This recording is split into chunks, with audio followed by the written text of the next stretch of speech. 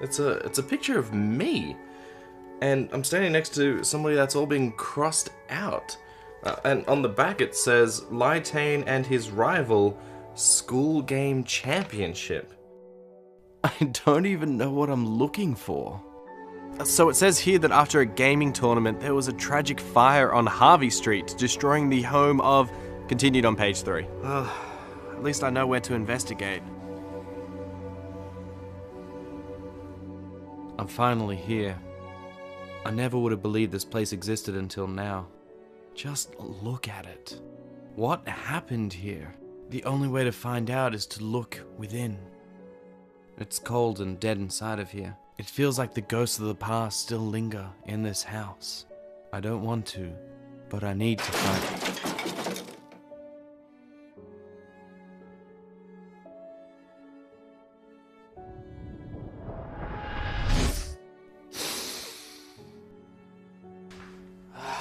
Man, my head hurts so much.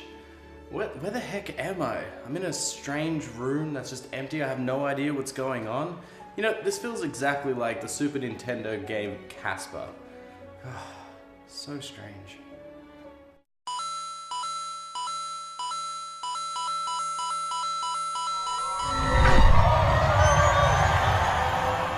Casper the Friendly Ghost is a very old ghost indeed. He started in the 1930s as a children's book before a few shorts were made in the 1940s. These expanded on his character, giving him family members that liked to scare, whilst he didn't want to scare people and thus became a friendly ghost. In the 1950s, Harvey Comics bought Casper and started their own comic book series on the character, and he got up to many different shenanigans. Harvey Comics also put out their own run of cartoons based on the character as well. He was also the star of a few movies, including the 1995 movie with Christina Ricci. It was so successful that it revived, no pun intended, him as a character. This kickstarted a new series of movies, and when a character is popular, then guess what? Video games are sure to follow. Casper for the Super Nintendo was released in 1996, and when you boot it up, it asks you for the difficulty, easy or normal. Clicking on one of these starts the game where you are greeted by the wonderful story.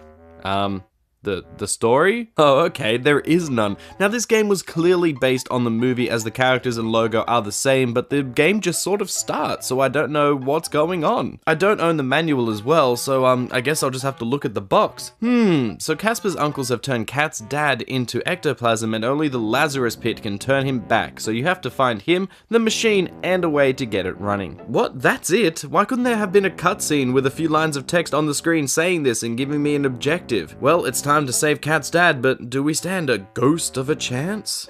Man, I need to find a way to get out of this house. Wait.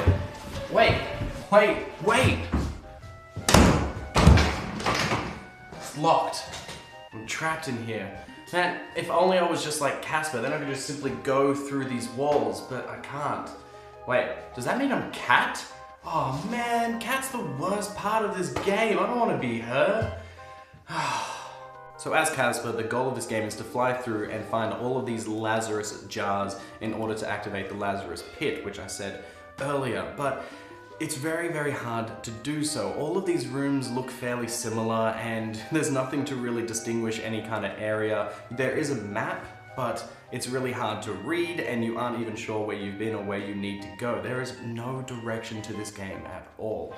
So throughout the game, there are many puzzles and many rooms that you have to solve. In order to do so, you have to transform. That is the main gimmick of this game. Casper will find different objects and then you have to transform into those objects and they all do different things. Take the fly swatter, for example. It will let you hit flying enemies. Or the water bottle will help you shoot water out from afar. And all of these weapons and items that you get are just there to solve all the different puzzles. And they do have slightly different uses, but they're pretty easy to figure out what they do and where. One of the first puzzles that you'll come across is a hole in the floor, and you can't get across it and you can't do anything, but if you go down, you'll find a pillow. And then you'd be like, oh, if I transform into the pillow whilst Cat is standing next to the edge, she jumps and then she will land on the pillow, which is great. You know, you just solved that puzzle, but it doesn't feel very rewarding. It's not like you really solved anything. And then later on, you'll come across a hole in the ground and then you'll turn into, say, a rope in order to get her to walk across the hole. So all these puzzles are there, but I wouldn't really call them complex or even puzzles, really.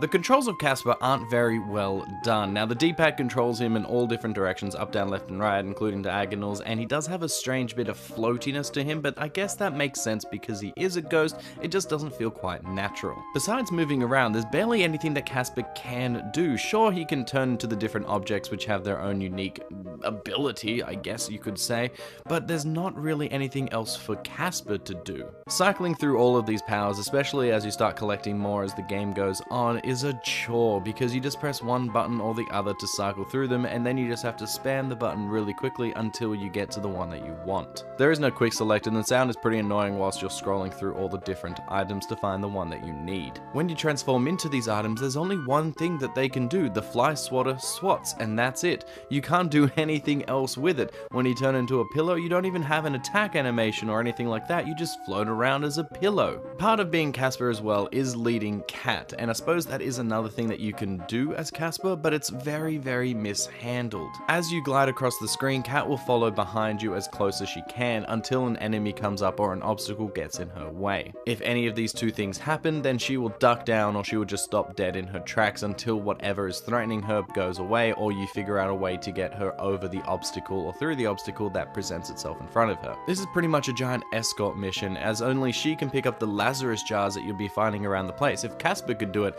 it'd be such a simple game because you just fly around, you can go through all the walls and everything, and you just pick it up and add it to your inventory, and boom, everybody's happy. But no, you have to guide Cat to these places, and controlling her is not really control, like I said, because you only can move her as you move across the screen. So if you ever have to get her to a certain spot on the screen, it can be a little frustrating. Sometimes you'll walk her up to a hole, but she'll be one step behind the hole, and when you go down to the bottom and turn to the pillow to catch her, she doesn't jump, so then you have to go back up, make her try and do that one stupid step closer to the hole, then go down and try again. The rest of the things are Casper's health, which is represented by his own name, and that's okay, I guess. That's a nice health bar, and as you collect little flames from defeating enemies, not only do you get points, but it does recharge his health a little bit. You have to wait until Casper's head goes all the way up to get an extra hit back, which, you know, is a bit weird, but it's there. That's another strange thing in this game, there's points. Now, most games don't need points, because most games used to stay in an arcade, and points were an actual thing where it could show how good you were in a game, but in a game like this, it's not required at all. The points literally mean nothing. Even when you finish the game, there's no big display of how many points you got or anything. It's just sort of a number that's there that I guess they added to fill up a part of the screen, I guess. Man, there really is no way out of this room. You were the one that killed me. What? I don't even know who you are. We were old friends back in the day. We were in a gaming competition and you beat me. But I don't remember any of this. How can you not remember any of this? I need to get out of here. Wow, I can't believe that worked, but now where am I? As you can see, this game has a very uninspired look to it. Most of the sprites are boring and bland with very little definition and personality to it. Like, look at Cat. I can barely tell that she is supposed to be a human in a dress because it's just so bad. Casper has a little bit more attention paid to him with a few more sprites and animation, but honestly, it's too little too late, and it doesn't take away from the rest of the game's boring aesthetics. Most of the backdrops look boring and are repeated so many times throughout the game, and this adds much to the confusion when you're exploring the mansion because you're like, wait, haven't I been here before? Because it all looks the same. In a game like Luigi's Mansion, every room is distinct, which has character to it, so you know where you have been and where you need to go next, but Casper is nothing like that. Everything's the same, so who knows where you have been and where you need to go, and I understand that there are limitations for the SNES, but there are other games that have multiple rooms and character to them, so I don't see why this one has absolutely none. If Casper's taught me anything, then that means there must be a way to get rid of my rival. I just have to figure it out. But even if I do, it's probably going to be something really boring and dull, because that's what the game is. Everything that you do is just so boring. Every room you go into looks the same. Every time you fight an enemy, it's the same way. Every time you fight the boss, after 5 minutes of figuring it out, it's the same. There is really no variety here, and you never feel any sense of accomplishment doing anything. You go through a puzzle, or what counts as a puzzle in this game, I guess, and you solve it and it's not even feeling like you did anything. You don't feel like you progressed anywhere. You didn't unlock anything new. You didn't get to a new area. You didn't unlock a new power. It's just nothing. The whole game is nothing. One of the best things about a puzzle game is the fact that the puzzles are good. When you go into a game like Portal, you can figure out these puzzles in a few different ways, and when you do so, you feel like you actually did something, that you figured out the way that the creator wanted you to do something. And sometimes you can even get through puzzles in a way that the creator didn't think of, which is great. But here, I just don't even think it counts as puzzles. I don't think it counts as anything. It's just a bunch of busy work before you finish the game. The same thing extends to the boss fights as well. As soon as you figure it out the first time, and honestly they don't take very long to figure out, then it's just the same thing again and again. There is no variety here, there's no sense of fun, there's just nothing. There's just pretty much the only word to describe this game is nothing. Boring. Dull. There's got to be a way out of this house.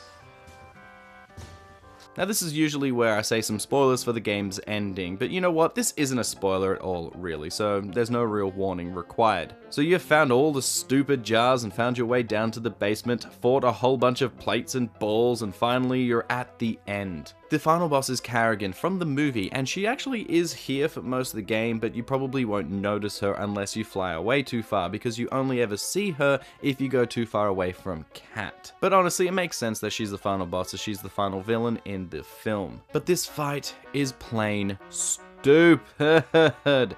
You turn into Pirate Casper and he has a sword that can deflect lasers. Great, but boring. Your goal is to dodge the slime that Carrigan throws at you and reflect her laser back at her. Doing so, it will stun her and Cat will raise the machine just a little bit. Rinse and repeat until it's all the way up. This fight takes absolutely no skill. It's just so fucking boring.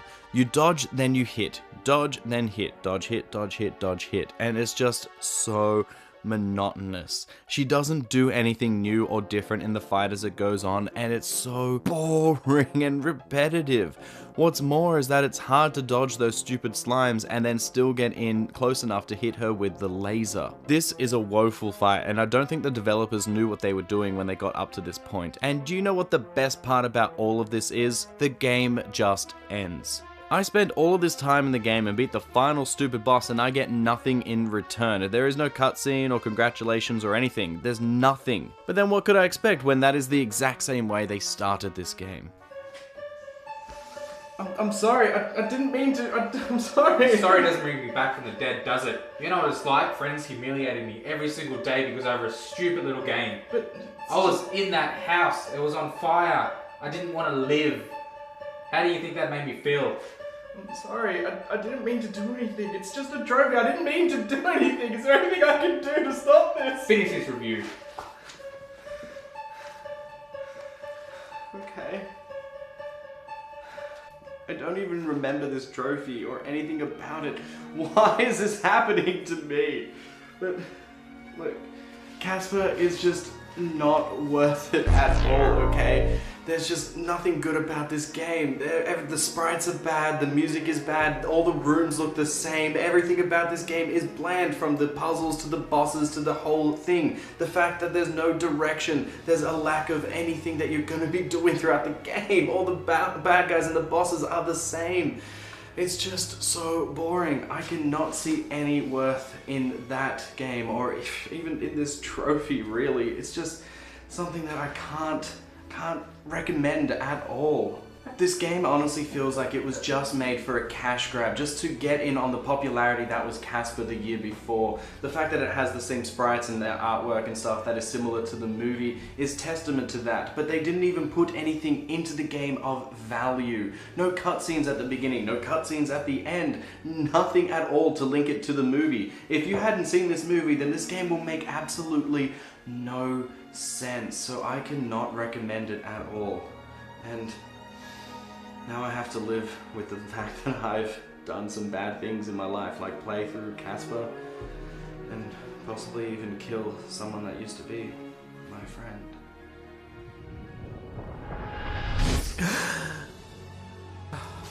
I guess it was all a dream. It's okay now. Wait, what's this? This can't be real. This was a dream. How could this be here? This doesn't make any sense. I just can't deal with this. No.